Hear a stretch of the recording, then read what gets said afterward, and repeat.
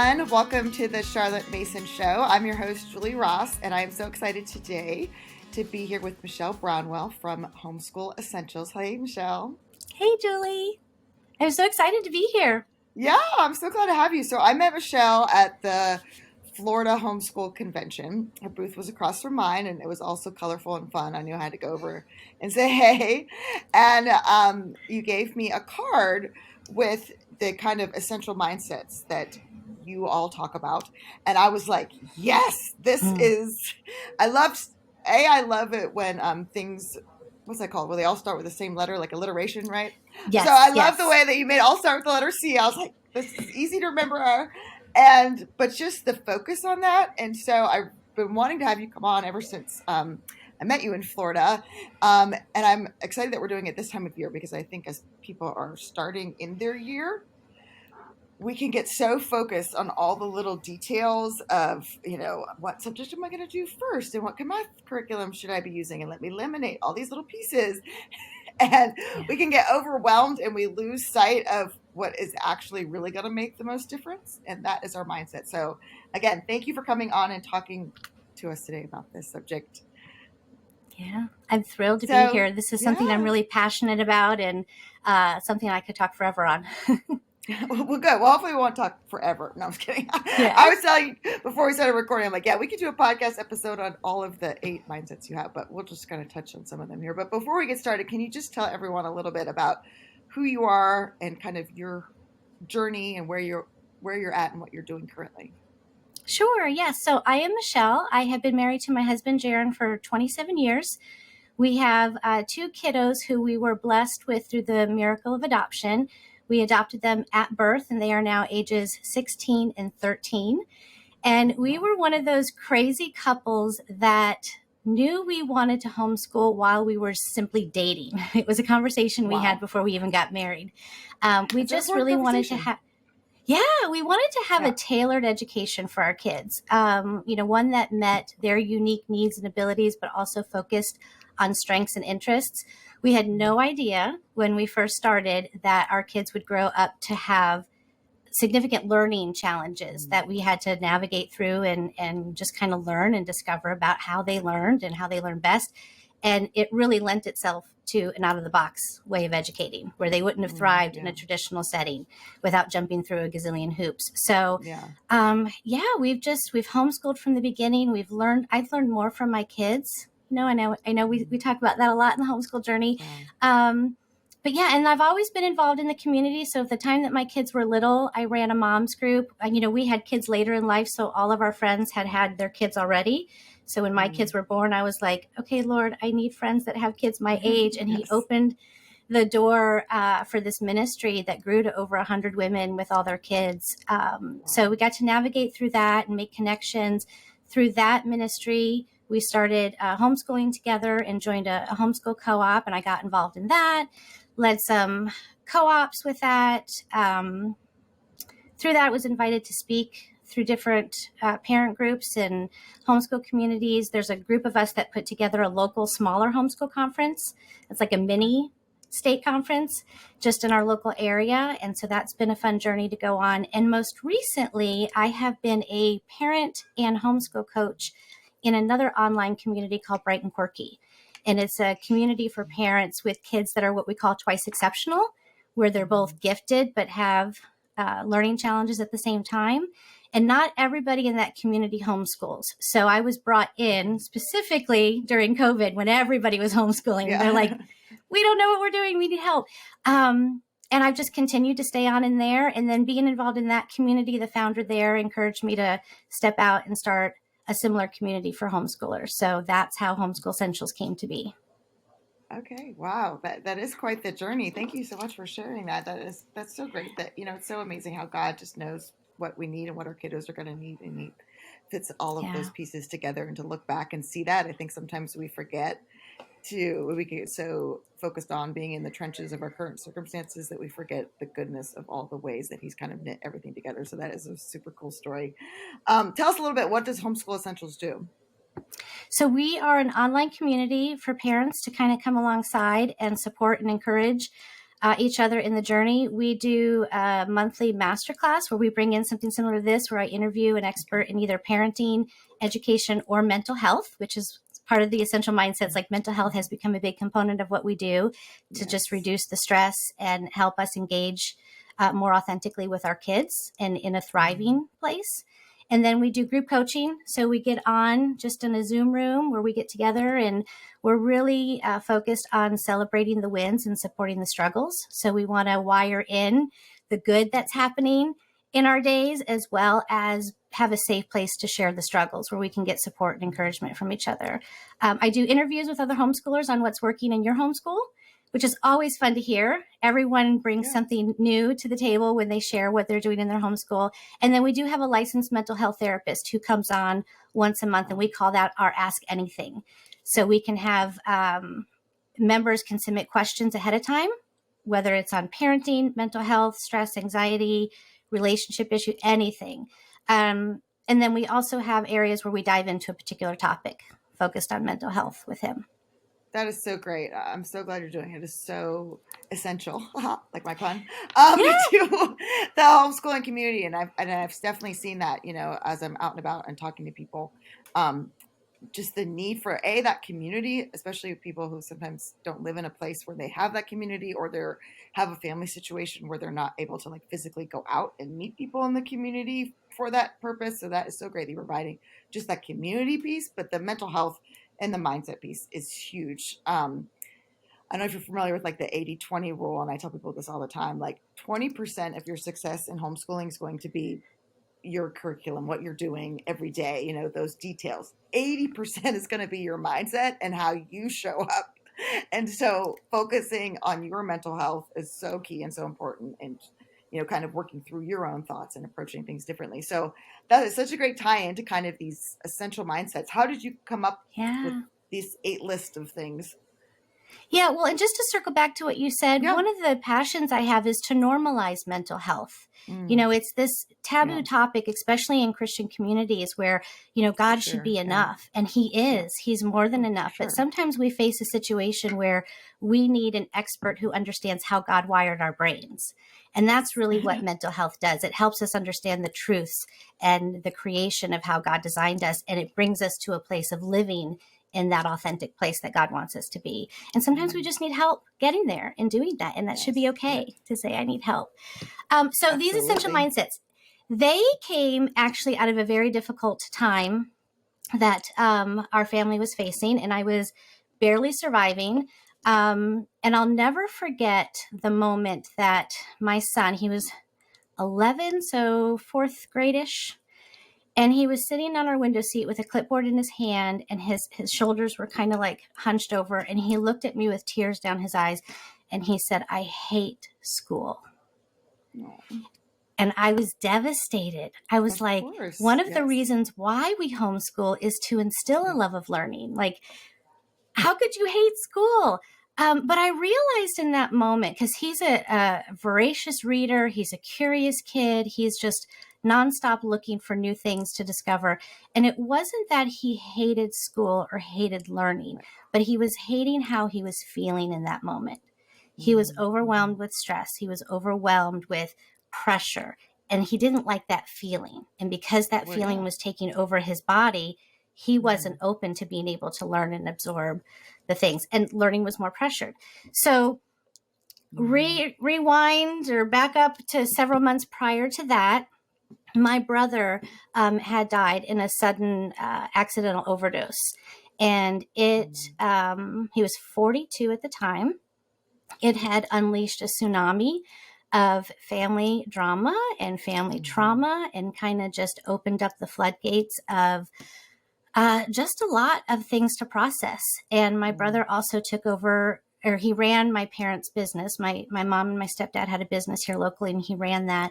And after he passed, my mom couldn't cope to be able to run the business. So they had asked myself and my husband to step in and help out with the business, which we did. And we were also navigating just all the family issues that had come up through that. And I mean, it was one of those situations where my husband and I facilitated the funeral because there was so much animosity between the people there that we couldn't have a pastor come in and do it. And we also had to have police present. Like that's how it was. Wow. It was intense. It was a really intense time. So we were navigating through all that, through the grief. We call it complicated grief when other things like that kind of happen. And, I ended up, so my son's entire world changed. All that to say, he lost his uncle. I ended up having to go to work and take care of the family business. His grandma checked out. We ended up moving. My husband got a job as a worship pastor, and we changed churches, and we changed the way we homeschooled. Right. Yes. We changed the way we homeschooled because I had to work. So I was no longer able to go to our co-op because I couldn't stay all day and volunteer. I found a place where there was like a 1-day drop off. So they were able to go and get work assigned to them that I could just oversee at home, which again added to the stress because that's not how we normally homeschooled. So lots of things changed. And when I saw the light go out in his eyes, that's when I knew I needed to get some help. That's when I knew this was more than I was able to handle at the moment. And I wanted to get back to a place of thriving. So I did to this day, I say it's one of the bravest things I ever did was I called and met with a counselor. And, at that time, we're grounded in our community. We have amazing marriage. I have close friends. I exercised. I ate well. I was in the Word all the time. But I still needed something more. And like we talked about at the beginning, I needed someone to help me unravel all the trauma that was going on in my brain. So I sat down in his office. Do you mind if I just interrupt? Yeah, sure. Go ahead. And just tell you, thank you so much for sharing all that. I know that it's very brave and sometimes it's very hard to talk about things. We've been doing this whole series on homeschooling through life's challenges. And I have just so appreciated everyone's honesty and vulnerability. But everyone who has come on has just advocated for getting help, getting a counselor, going to see your doctor. Like the amount of effort it takes to wade through that trauma by yourself. And honestly, it becomes too much for most people. So, you're saying, I think we have to just, pull up our bootstraps and push through it. And that is actually, in my opinion, a sign of weakness. It takes more strength to say, I need help here. And I've loved this whole series we've done. And so I appreciate you sharing that with us. Thank you. Yeah. And why it takes more courage is because you become vulnerable. You're vulnerable when you say, I need help. But that vulnerability opens you up to deeper connections and deeper understanding of who you are and who the people are in your life. Because we weren't meant to be alone. We weren't meant to go through those things alone. We were meant to be connected in community with each other to do that. The best way I can describe where I was at when I went to go see him was I was walking a tightrope because I was trying to do everything. I was trying to create life as normal and keep going. Yes. And I was on a tightrope, and on one side of me was the pit of depression, and on the other side of me was the grip of anxiety. And I was trying to do everything I could to stay on this tight wire to not fall over. And they call it in the psychology world, they call it the window of tolerance. I didn't have any window of tolerance. I couldn't take anything more. Yes, so I sat in his office, and he introduced to me what he calls the 8 C's of regulation. And I'll go ahead and read them out to you so people have a context of what we're talking about. Calm, curiosity, compassion, clarity, creativity, confidence, courage, and connection. And he had these posted on his board. And I sat there week after week in his office and looking at all of those C's. And I was like, I am not any one of those. That is not where I am at. And all I wanted to be was in that place. And I ended up printing those out at home, and I put them on my wall so that I could see them every day. So it created kind of like this compass and this roadmap to get back to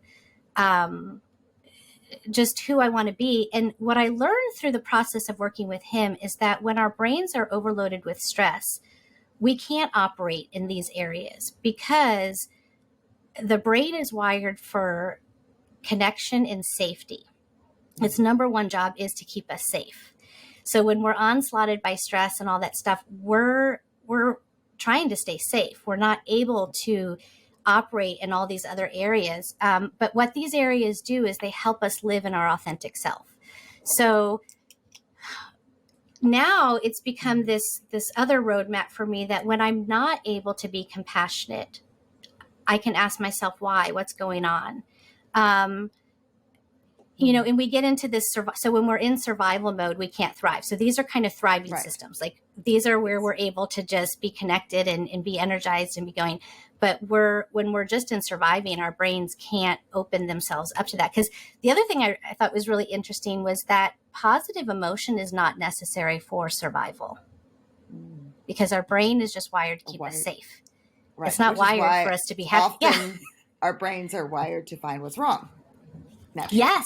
It's much easier because it wants to keep us safe. Right. Yeah. It's looking for the threat. It's looking for the threat. Yes, exactly. And when you're in survival mode, you're in that kind of constant state of fight, flight, or freeze, where it's, you can't move past that, and you have to work through that to get to these places, So if you're not in that survival mode, like I called it with my life experience, like ground zero, like I'm starting here, it's shock, like I can't function mode, And once you kind of have the tools to work through that, then these mindsets become super helpful to kind of have a pathway to move forward.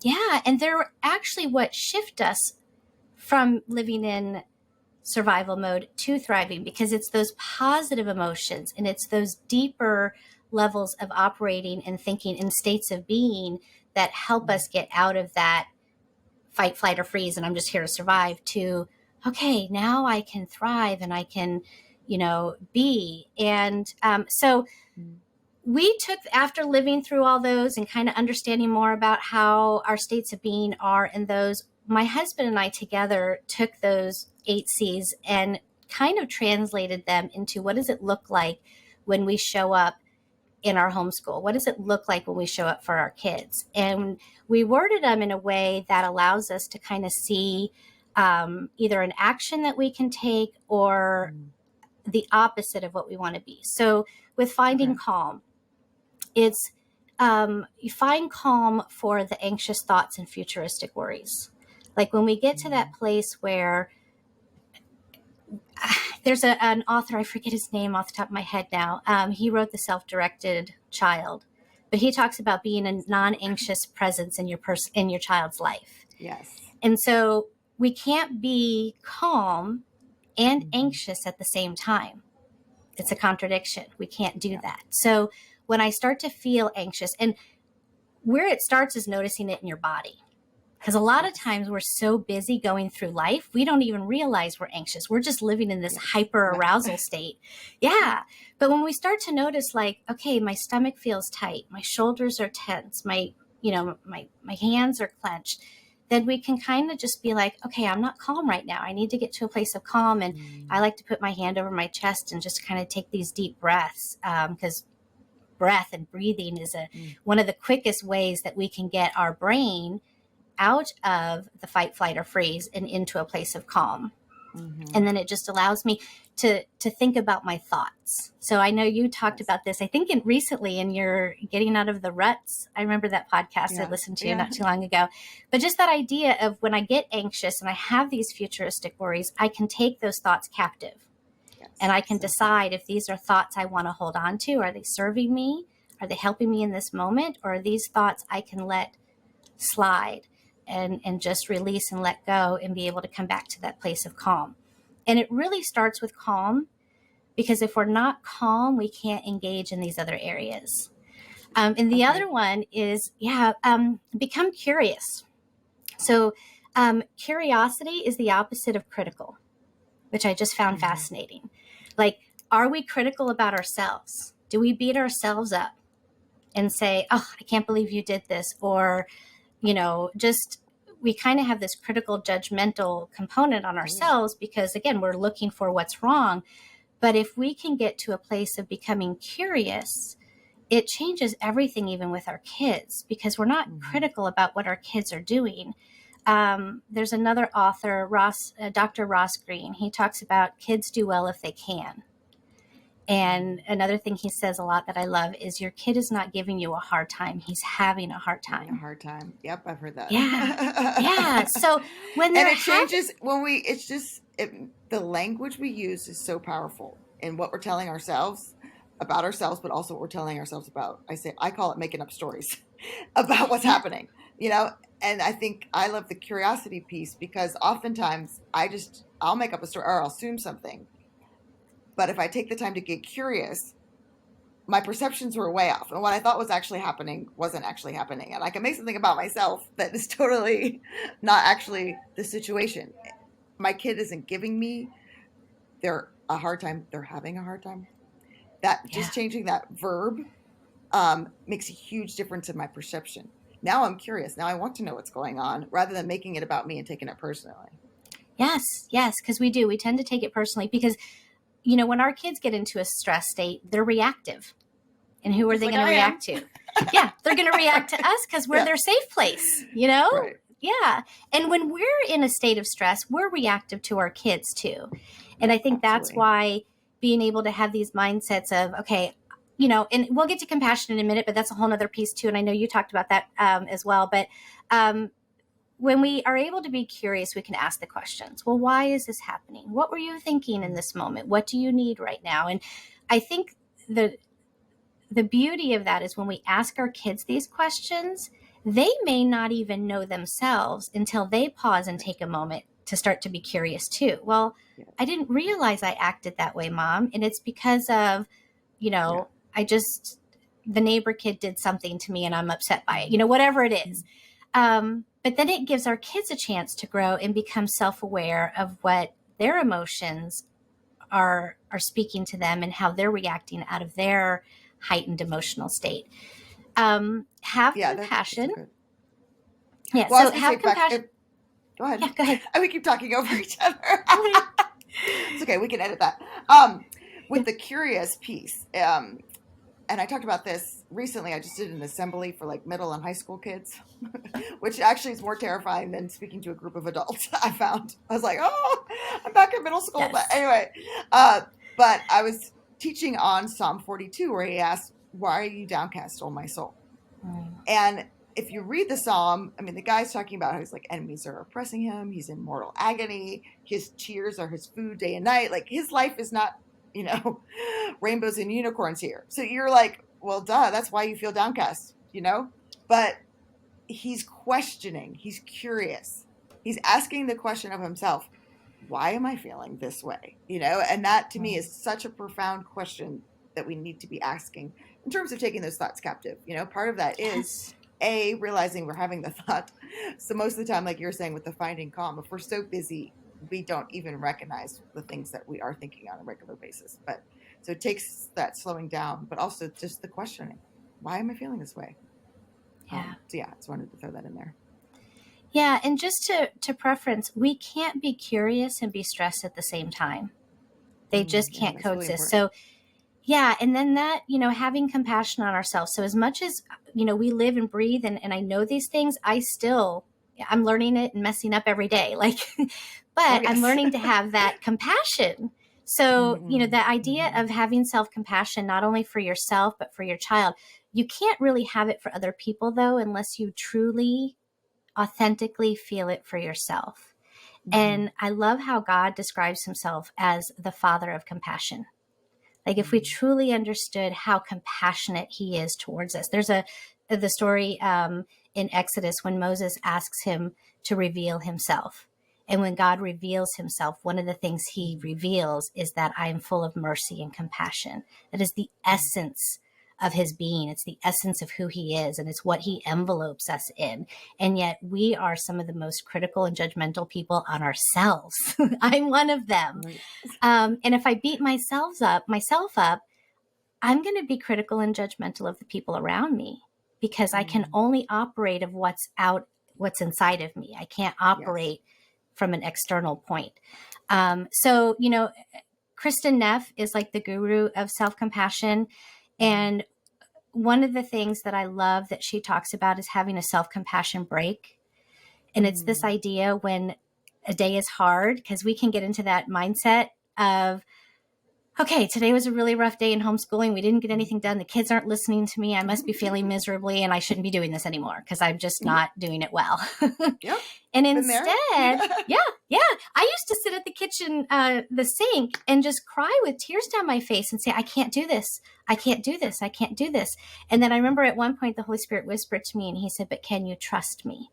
And so I changed my I can't to I trust. I trust that you are with me. I trust that you are getting me through this. But that idea of the self-compassion break is being able to pause in that and not dismiss what's hard in our life, but to truly say, today was a hard day.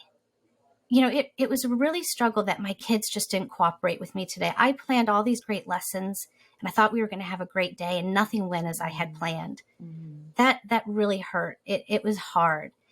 But then to say, I know I'm not alone in this. I know there's other homeschoolers out there, that some of us are having good days and some of us are having hard days, that there's someone else sharing. You know, Jesus talks about sharing in the suffering of others.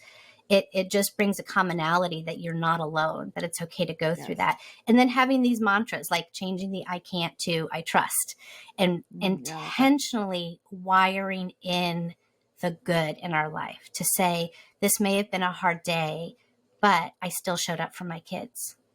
And so you're still able to have that compassion because you're acknowledging it was hard, but you're also acknowledging that you did something in the moment. And that just, the more we nurture that in ourselves, the more we're able to be that for our kids. That's so good. clarity. First part of that compassion journey for me, my counselor recommended this, but I put a picture of myself as a little girl on my mirror. And she would say, when you start beating yourself up, I actually want you to go look at that picture and say those things. Well, I couldn't do it, you know, but I could say it to like grown-up me in the mirror or grown-up me in my own head all the time, right? But when you see this little person, you're like, I can't say that. That's horrible, you know? But it's like, this is still you. You're still saying this to yourself. And, you know, especially as moms, we're so good at comforting other people. We're so good at comforting our children, you know? And when our children are sad or they're having a bad day, you know, we can take them in our arms, we can rock, we can sing, we can distract, we do all these things to comfort them. And so we need to learn to do those soothing things for ourselves as well. Yeah, that self-compassion part is so key. Yeah. And even though, what would you tell a girlfriend? Like if your friend called you up on a day like you just had, what would you say to her? Say those same things to yourself. And, you know, circling back to what you said about the little girl, that actually was a pivotal moment for me when through my counseling journey, he walked me through a situation that happened to me in my youth, and being able to see myself as that little girl. And instead of judging that it was my fault, I was able to say, wow, I'm so sorry that happened to you. Like I was able to tell myself that.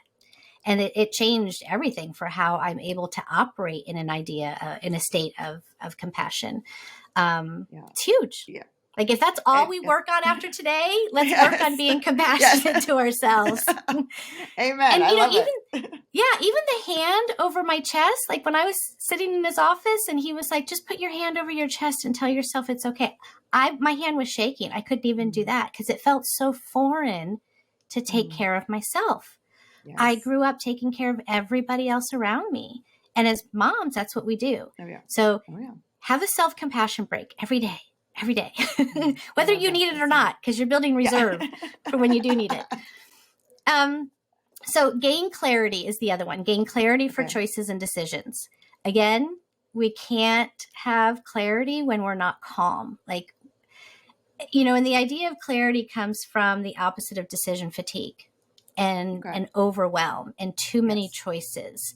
And when we're overwhelmed, when the brain is in that state and being flooded with that overwhelm, there's all the different hormones and stuff that are surging through the brain that inhibit clarity, inhibit decision-making. There's a story, Brene Brown gives a story in her book, Atlas of the Heart, which she talks about being in the service and like in the restaurant business. When you get overwhelmed as a server, I don't know if you read this or not in her book. Yeah, I did. And I was a server, so I totally relate. Okay. So you get it. Okay. Well, as a server, when you're operating and you're managing tables and stuff, you can get overwhelmed. And I forget what the one code word is when you come in and you need help. It's like when you're at that Right in first the layer kitchen, of help right. that you need. And then, someone will step up and take care of this table or that table. But then there's a phrase that a server will walk into the kitchen and all they have to do is say, "I'm blown." And that means I can't handle anything else. I can't cope. I'm done. And everyone in the kitchen just stops what they're doing. And that server is able to go into the bathroom and do nothing, or go step outside and do nothing. Like, nobody needs to say anything, or she doesn't need to give direction to anybody. And everybody else steps up and takes care of what she needs. Sometimes when we're in that state of overwhelm, and my husband and I say this all the time, one of the most productive things we can do is nothing. Change. Yes, absolutely. Yes. We're tempted to want to fix everything and make a decision and make it better. We got some bad news earlier this week, or was it last week on Monday? And, we got some lessons and stuff done, but I just wasn't able to focus and concentrate. And I looked at my husband. I'm like, "Can we go to Epcot?" We live in Central Florida. I'm like, "Can we just after lunch go to Epcot for the afternoon?" And he's like, "Whatever." I'm so jealous. I wish we could just do that for the afternoon, but. Well, I will tell you, this is how desperate I was, because I hate Florida heat. Like, I don't go outside in Florida. So it's mid-August and I wanted to go outside. Ooh. Yeah. So that's how bad I was. Yeah. But it was decent weather, and it was in the late afternoon, early evening. But it was that idea of I wasn't going to be any good anyway. I needed to get out. I needed to do something to take care of myself. And sometimes it's just a simple walk. Like, when you get overwhelmed, change your location, go for a walk, call a friend, sit and have a cup of tea. Give yourself permission to take a break, because then you'll get that clarity. And Charlotte Mason talks about that all the time, right? That the mothers would do better if they do what for their children and go out and play, And I think moving your body helps a ton, because maybe it's just me, but when I get overwhelmed, I'm in my head and I'm overthinking everything. And oftentimes it helps me if I write everything that I'm thinking out, all the thoughts, all the feelings, all the to-dos, just dump it all on a piece of paper, because what happens is I get overwhelmed because I'm thinking about the same things over and over and over again. It might just be actually 3 things I actually have to do, but because I've thought about them 7,000 times, I'm like, oh my gosh, I have a million things to do, but it's really actually 3. So once I actually write them down, it was like, oh, I don't actually need to be overwhelmed about all of that. And I think that's part of that gaining clarity, is being able to see things clearly for what they are and not being in that overwhelm. But then also, because I'm in my head, I have to bring myself back into my body. And that means I have to go for a walk or put on a song and dance around or do something like that to just center myself. Yeah. And I love that you touched on writing things down when it comes to clarity, because the beauty of our brains being able to write something down is when they're in our thoughts, they're just floating around in space. There's nothing anchoring the thoughts. So when we put them in writing, it ingrains in our brain that those thoughts are in a safe place and they're not going to be forgotten about. And those tasks are going to be taken care of because we've put them somewhere safe. So I think sometimes that overthinking and that processing is us trying to hold on to something we might forget or problem solve and figure something out. Confidence and courage kind of go together. It's this idea that if you're in this state of stress and anxiety, you're inhibited to take risks because, again, the brain is wired for safety. So confidence and courage takes us getting out of our comfort zone and doing something that's new and unfamiliar. And this is why I think it's, I'll touch on confidence first, because the way we like to phrase confidence is just finding your abilities and knowing your worth. So I love that. That's so good. Yeah. So when we are inhibited by stress, we're in that negative thought pattern. And when we're in that negative thought pattern, our negative thoughts go towards ourselves. I'm not good enough. I can't do this. I don't know what I'm doing. Someone else is doing this better than I am. What was I thinking? Like, those are the thoughts and the places we go to. But if we can really understand our worth and who God said we are and what we're capable of doing and the true abilities that he's given us. And some of those abilities we may not know we have until we have confidence to take the risk and step out and try something new. That is so true. And I'm right there with, like, the first time I spoke, I was asked to speak or do an interview with somebody. I broke out into hives because I was so nervous. because I had never done it before. Yes. But I was Right. at that place where I was like, I'm not going to let fear stop me. I'm going to step out and I'm going to speak even if my voice shakes. That's kind of become my mantra. I'm going to speak even if my voice shakes, because I know what God has put in me, and I know that we're meant to share our stories and we're meant to connect with each other. So confidence allows us to also be vulnerable. It's being able to be in a safe place. Yeah. True. Yeah, I love the idea of confidence. One of the things that really helped me was my life coach teaching me that I can generate confidence from myself, even if I don't actually feel it, even if I don't actually believe it, right, at the moment. But I have a choice to change what I'm saying to myself and then change the way I'm seeing things, and that will actually make me feel more confident. I'm a big Wonder Woman fan, and I have a poster of her right over there in my office. And like it just helped me. Yeah, and well, it's so funny because that visual picture helped me. Like, what would Wonder Woman do? Wonder Woman wouldn't doubt if she's able to teach this lesson, or this kid's struggling, so like I must not be able to do this. No, Wonder would be like, nope, we got this. Okay, we're gonna try this, and then if this doesn't work, we're gonna try something else. But we're taking action. We're moving forward. We're not just gonna sit here and overthink the problem and what possible things I could do a million times. So that shift, and actually studies show that standing like Wonder Woman or Superman or whatever actually releases all these hormones into your brain that actually do increase your confidence. So I even tell people in my talk sometimes, if you need to go to the bathroom and stand like Wonder Woman for 2 minutes, go do it. It'll actually help you feel more confident. Yes. And it's not a matter of trying to talk yourself into it. It's a matter of tapping into who you really are on the inside. And like you said, coming to that place of believing. And, I've been told confidence comes by taking action. Yes. You don't gain confidence just by thinking about something you can do. You gain confidence by taking action in that moment. So even if it comes to homeschooling, if you're scared to do it, take action, try it, And, that's great. And for me, that was really helpful with a child who had, some learning difficulties. I spent hours researching all the different things it could be and all the different possible solutions and talking to people about what they could do. And then, I just kept feeling more and more overwhelmed. Or can I even teach this child? And, like you were saying, my coach said the same thing to me, that confidence comes from action. She's like, write down all the possible things you could do and just pick one. And I was like, well, what if I pick the wrong one? Okay, well, now you just learned to cross that one off your list, and now you go to the next one. It was like this light bulb moment of like, oh, I don't have to figure it all out and make the perfect first step. I could just start doing something. And as soon as she said that, I got off the phone. I called the first person, first doctor on the list, and made an appointment. Like, and I felt a million times better because I was no longer stuck like in that mental, I don't know what to do and I'm overwhelmed, but I was actually moving forward like you're saying. So confidence to me has just been such a key life changer. Yeah. And, the idea of if it doesn't work, it goes back to become curious. Well, what didn't work?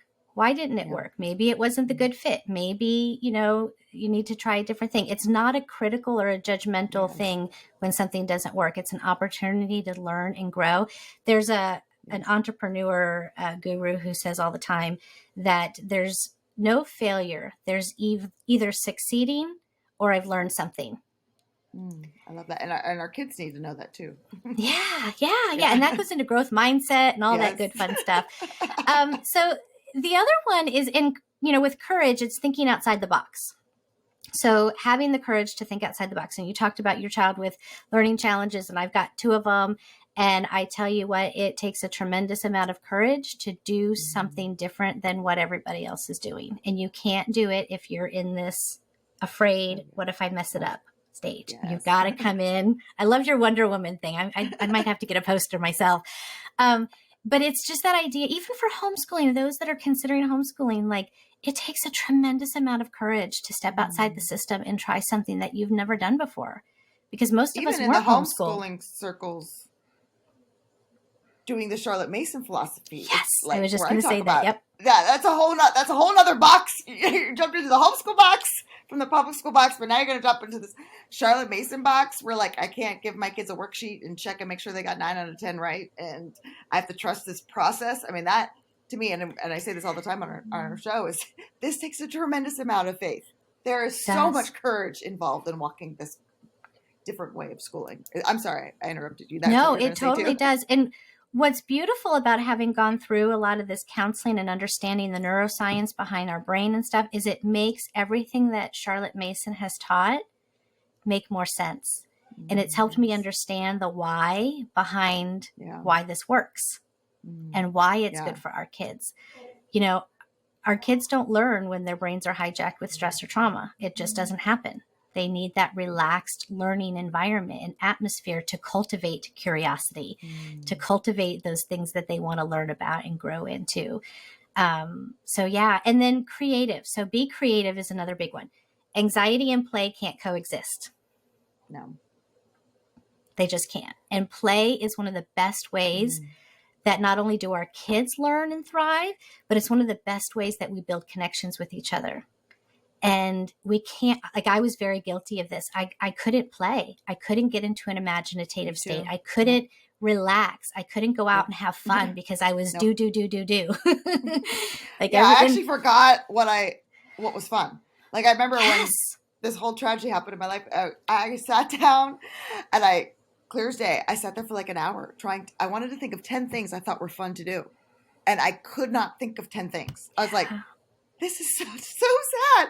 So I really had to go back to like, when you were a kid, Julie, what did you think was fun? And I could come up like, oh, I used to love to sing, or oh, I used to love to be on the water. And like, I could think about it then. I'm like, okay, well, I'm just going to start trying to do some of those things again and see if I still think it's fun as an adult, because I really did not have those things. And I think it is so important for the parent. And I tell this to people, when you're starting your year, when you're looking at your schedule in fun for you. Yes. It's got to be what keeps you going. I try to do several fun things every day, and they can be small, right? I mean, Epcot, that's like super big fun. But it might just be, I think it's really fun to roll the windows down and sing at the top of my lungs, Yes. That's one of my favorite de-stressing moments. 80s music for me. It's got to be 80s rock for me. Yes, or musicals. I'm a big musical person. Yep. My son and I actually do that together. My son's 16, and we have a few songs that are like, he's got a song from the movie Guardians of the Galaxy that he likes, and it's an old 70s song that was remixed into that movie. And so we'll play that and some of the old Bee Gees songs and stuff. And we just roll down the windows, and he's like, Mom, it's our time. And that's our play. That's because he's 16 now. So play looks different when they're teens. Yeah. Yes. One of the other things we do is we keep a balloon. I have a little basket it's in a little box now of balloons. And the kids know at any time they can go and get a balloon and blow it up, and we play balloon bop. And sometimes that balloon just floats around in our house for a week and bubbles. Even to this age, 16 and 13, my kids will still blow bubbles because and they do it with the dog, and the dog likes to pop them. And it's just these little mini breaks throughout our day.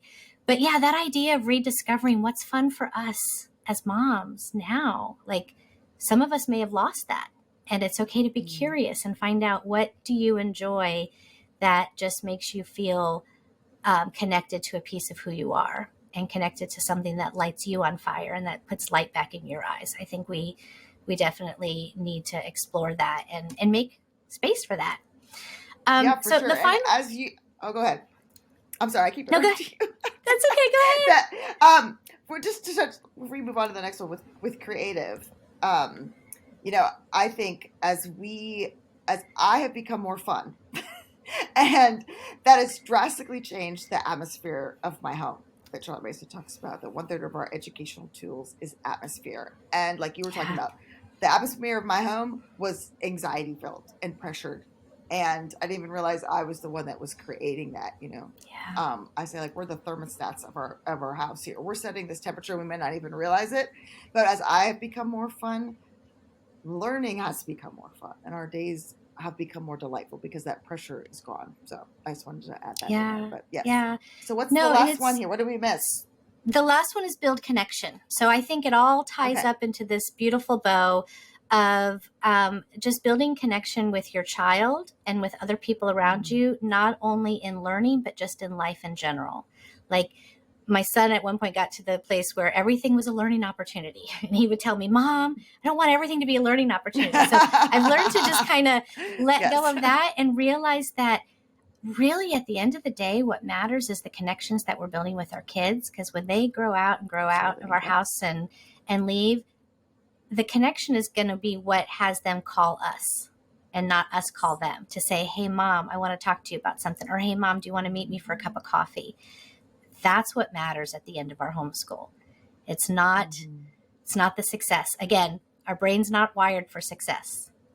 Our brains are wired for safety and connection.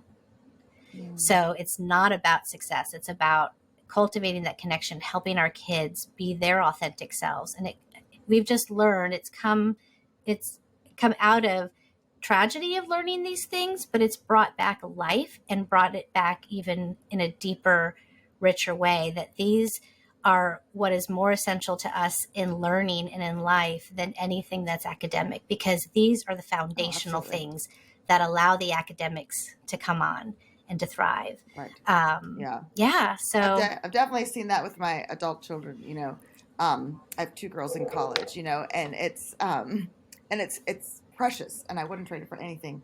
Like you're saying, just those calling me or wanting to get together with me or like wanting my opinion on something. That's a huge privilege when they get to leave the nest, so to speak. And again, when they look back at their homeschool, they remember the fun things that we did when we dressed up like pirates and we went on this field trip, or we went to the apple orchard every year. Like that, the traditions too make a big difference. They don't remember the math worksheet or the thing that I thought was going to be like the be all end all. And if they just finished this one book, they would be like geniuses, like they don't remember all that stuff. They just remember my mom cared about me. We had a fun time, and this person is somebody I can rely on and trust moving forward in my life. And like you're saying, that is, now I see even more clearly how important and essential that connection was. And if you're doing things, and there's been times for sure where I've been doing things that were hurting that connection. Yeah.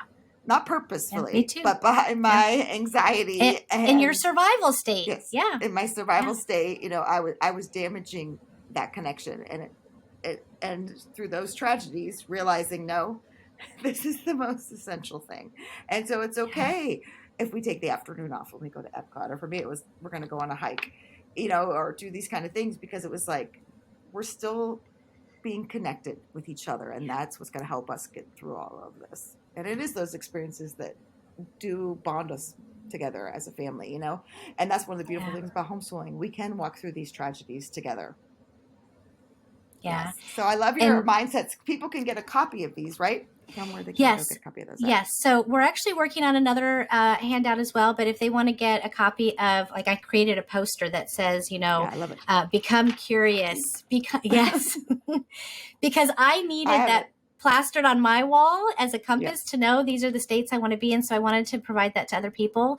You can go to homeschoolessentials.net and just sign up for that and download that. We're also working on a guide to getting to be able to start and sustain your homeschool journey. And we're weaving these mindsets into what does it look like at each of these stages. It's a simple handout, but it's got some good inspiration and shows you how you can apply these mindsets to real life learning and stuff. Yeah, I like what you said here about like having this up on your wall and being like, okay, what state do I want to be in? Because that is so key, and it was so helpful for me to realize that I have the power to choose how I want to feel right now. And I can look at this list and go, well, what do I need to feel in this moment? Do I need to feel calm? Or do I need to ask questions to be more curious? Or is it a confidence thing that I need to exhibit and show for everyone? Or do I need to have compassion on us? Like having this visual to look at and decide, okay, I want to feel calm, and realize that you actually have the power to do that. For me, it was always, well, if this thing changed, then I could feel calm. Or if this happened, then I would be more creative. Or if this happened, then I would feel more confident.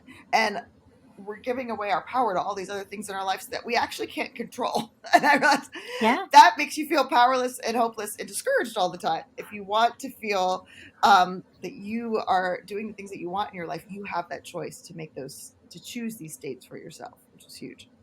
Yeah. And can I just touch on that real quick? Because we went through that one big tragedy that just unleashed a lot of things. But since then, we've gone through a couple other really big life moments that have caused a lot of, stress in our house. And we were able to operate differently because of these tools that we've had. But what you had said earlier is that our brains are looking for the negative because that's what keeps us safe. All of these things take intention and self-directed ways of wiring in what's good. I'll just say this because my counselor describes it as the negative is like Velcro. The negative in our life sticks to us. Like it just wants to stick. The good is like Teflon. It just slides right out. We need to be intentional to let the negative be the Teflon. To say, this was hard, I didn't like this, but I'm just going to let it slide off of me because it doesn't need to grab root in my life. And then to be able to have the positive stick and to savor what is good and what is working and what is well in our days, because that is what's going to keep us operating in a thriving mode, because life challenges aren't going to stop. No. They're going to keep coming at us. No. They don't stop just because you're homeschooling. Sorry. They don't. And they don't stop just because you learned 8 C's of regulation. Like they keep coming. And it takes It's a good way to test your tools, right? That's how I see it. Yes. And it is. It's a toolbox of things that you can pull out on the hard days. You can pull out. But yeah, I love how you said you can choose. You can make it a choice to change the state that you're in and to focus on truth. I told the middle schoolers that yesterday. And I said, so when your parents pick you up from school today and they ask how your day was, I want you to notice if the first thing that comes out of your mouth is something negative. And I want you to catch yourself. And I don't want you to say it out loud and say, I need a minute to think, and see if you can think of something good. And so, right away. So I saw one of them, and I was like, so were you able to think, so what happened when your parent picked you up yesterday? She's like, oh yeah, as soon as I was like, oh my goodness, you're not going to believe what happened. And then I remember what you had said. I was like, oh man. Yep. Because I was just like, I never noticed that. That's what I do every day. Yep. And one of the things we do in our community is we focus on what went well. Like, I love that. Because there's going to be a gazillion things that go wrong. And that's what we focus on, but we have to be intentional to say, and even if it's my kids had a meltdown, but I showed up and I was able to help them navigate those difficult emotions. That's a good thing. That's a huge win. Yes. And not run away. Yeah. Yeah. That's huge. Yeah. So the negative, emotion and the meltdown that they had may feel like a negative in our day because the day didn't go as planned and my kids melted down. But when we turn it around to say, but I was present for them, I helped them navigate that emotion. We co-regulated together. Like we were able to get back to a place of calm and go on with our day. That's the good. Okay, that's huge. And I put that in my curriculum, actually, at the end of each week to write down 3 wins from the week. And, now I do, I could do it every hour, but before to come for 3 for the week was like a really hard thing to I had to sit there and what 3 good things actually did happen, Yep. And like you're saying, it's just that rewiring of our minds and thinking about the things that are praiseworthy and true. And it's amazing that God gives us that gift that we are able to rewire and look for the positive. So I love your mindsets, and I encourage everyone to get a little list to print out so they can look at them as well and to check out what you offer at the Homeschool Essentials. So we'll link all of that into the show notes. But thank you so much for your time today, Michelle. I've just so enjoyed our conversation.